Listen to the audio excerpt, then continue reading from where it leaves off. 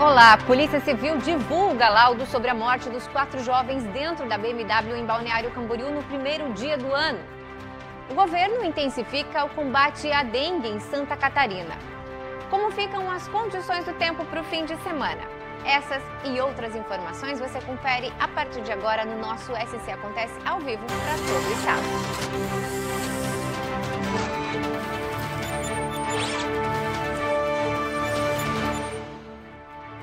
Olá, muito boa tarde para você. Olha, hoje pela manhã a Polícia Civil organizou uma entrevista coletiva para divulgar os resultados das investigações sobre as 4 mortes dentro da BMW na rodoviária em Balneário Camboriú no primeiro dia do ano. 12 dias após o acidente que vitimou 4 jovens em Balneário Camboriú, a Polícia Científica de Santa Catarina afirma que as mortes foram causadas por asfixia por monóxido de carbono. Qualquer lugar que estiver fechado e que comece a ter um incêndio com queima de material orgânico, a concentração do monóxido de carbono começa a aumentar demais. E o grande problema é que o nosso sangue, ele carrega oxigênio. Então a gente tem a oxihemoglobina. Quando a gente está exposto ao monóxido de carbono, ele forma a carboxihemoglobina. Então, ao invés de levar oxigênio para os nossos órgãos, ele leva o monóxido de carbono e acaba acontecendo basicamente a morte, a hipóxia dos nossos órgãos, e a morte final é por asfixia. A perícia indicou que a concentração de monóxido de carbono no corpo das vítimas era superior a 50%, que é fatal para seres humanos. De acordo com a polícia, o veículo havia passado por mudanças mecânicas irregulares e, por isso, o gás era liberado diretamente na entrada do ar-condicionado do carro. Ele descarregava em 3 pontos, né? O comum de todos os carros, que é na parte traseira, no caso 4 pontos, porque eram 2 saídas traseiras. No meio do carro, embaixo da assoalho, que foi a derivação que foi feita, e logo na saída da turbina, que foi o ponto de rompimento. Então essa gerava uma vazão grande de monóxido de carbono, de poluentes para dentro do cofre do motor. Esses gases se acumulavam ali e depois, posteriormente, eles escapavam por frestas, por baixo do veículo e contaminavam aquela atmosfera. Com o ar-condicionado funcionando, ele succiona ar. Então ele gera um fluxo de ar que acabou levando isso para dentro do veículo. A polícia ainda vai ouvir os responsáveis pelas alterações no veículo para apurar os possíveis culpados. Já foi identificado e ouvido o proprietário da oficina que foi responsável por essa modificação do escapamento e serão ouvidos ainda agora os 3 funcionários que eram os responsáveis pela construção do equipamento e pela instalação. Uma vez que essa peça foi manufaturada na própria oficina, era uma peça de certa forma caseira. Então, e com esses defeitos da peça, da solda mal feita, e o problema da instalação ali da presilha, né? Então tudo indica que houve uma imperícia por parte das pessoas que instalaram e criaram esse produto. A Câmara de Vereadores de Balneário Camboriú aprovou um projeto de lei que vai multar pessoas que forem flagradas usando drogas ilícitas em locais públicos, como praças, ciclovias, ruas e outros. O valor da multa é de R$ 411,93, o que equivale a 1 UFM, Unidade Fiscal de Município.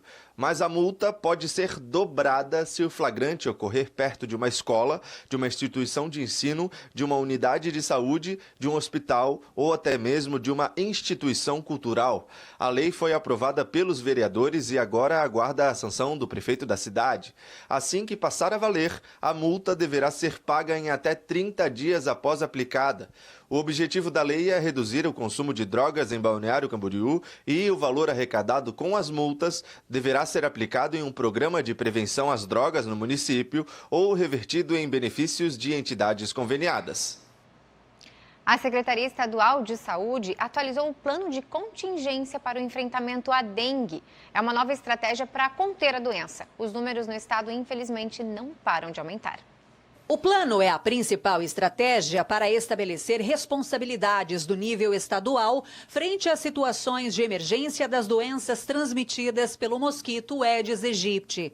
A meta do plano é evitar a ocorrência de mortes provocadas por dengue, zika e chikungunya. Esse é um plano importante que foi construído ao longo de 2023 com várias ações, várias reuniões envolvendo todas as áreas da Secretaria de Estado da Saúde e que visa organizar as ações diante de uma emergência, ou seja, se a gente tiver um aumento importante do número de casos no estado, ele detalha quais são as ações de cada uma das áreas assistência, vigilância, laboratório, controle vetorial, que a Secretaria de Estado da Saúde precisa desencadear para apoiar as secretarias municipais de saúde. O plano é estruturado em 3 níveis de ativação. O primeiro ocorre quando a incidência de casos de dengue permanece em ascensão por 2 semanas consecutivas em 2 regiões de saúde. O segundo nível é o alerta de início de epidemia com 100 casos por 100 mil habitantes por 2 semanas consecutivas. O terceiro nível ocorre acima de 150 casos por 100 mil habitantes por 2 semanas consecutivas e com pelo menos 2 mortes nesse período. A vigilância reitera o alerta para a prevenção, que envolve esforços do poder público, mas principalmente de toda a população. O mosquito que se reproduz em locais com água parada, o mosquito está muito bem adaptado às características das nossas cidades, então é fundamental que cada um faça a sua parte, ou seja, eliminando locais com água parada. Essa continua sendo a melhor estratégia de prevenção e é somente com essa ação sendo realizada por toda a sociedade, em conjunto com o poder público, que a gente vai conseguir evitar uma curva de transmissão bastante acelerada, como a gente viu nos últimos 2 anos aqui no estado. Em 2023, foram confirmados 119.525 casos de dengue em Santa Catarina, com 98 mortes. Intervalo rapidinho no SC Acontece. Na volta a gente fala do tempo. Será que vai dar sol para esse fim de semana? Não sai daí.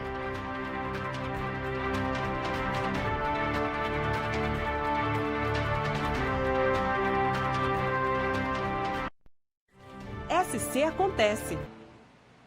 Produtores de arroz da região do Vale do Itajaí continuam de olho na lavoura. Devido às condições do tempo, que tem calorão, muita chuva, o plantio em muitos locais precisou ser refeito, o que pode significar prejuízo na colheita dos próximos meses. O Seu Valmoro, ou como é conhecido, o Seu Pila, planta pouco mais de 50 hectares de arroz na região. Só que em 2023, devido a problemas climáticos, ele precisou semear as lavouras várias vezes. Por isso, agora ele fica de olho na plantação e em possíveis prejuízos. Teve áreas minha própria que eu semeei 4 vezes. Questão de 2 enchentes. E a terceira semeação, o meu arroz ela esquentou, né, numa sombra, coisa que eu já estou, né, há mais de 45 anos plantando arroz e isso nunca tinha acontecido. O arroz fermentou na sombra. Segundo a Cravil, no Alto Vale são plantados cerca de 10 mil hectares de arroz e boa parte dessa área foi atingida 2 vezes pelas cheias, em outubro e também novembro. Por isso que foi preciso refazer o plantio. A gente estima, dividindo nas 2 grandes cheias, na primeira cheia, algo próximo a 70% em outubro estava implantado. Justamente porque o ideal da implantação da cultura é dentro da janela de dia 10 de setembro até dia 10 de outubro. Então, como a enchente aconteceu na primeira semana de outubro, boa parte acabou pegando.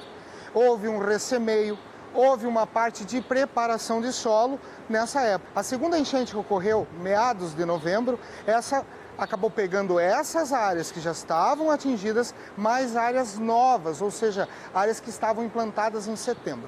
Agora os produtores continuam acompanhando o desenvolvimento das plantas e também com olho no tempo.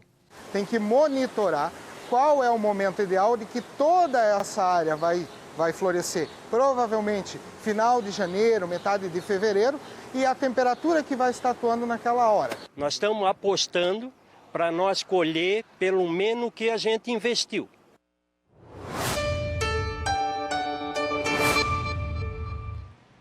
Sexta-feira bastante nublada, com intercalo aí entre aberturas de sol e também não se descartam as pancadas de chuva fraca a qualquer momento do dia, viu? A boa notícia é que a frente fria que está atuando em Santa Catarina se afasta e aí o tempo vai começando a melhorar para o fim de semana. As temperaturas hoje ficam mais agradáveis. No litoral catarinense, principalmente, já lá no oeste, a gente pode ter aí temperaturas que passam dos 30 graus.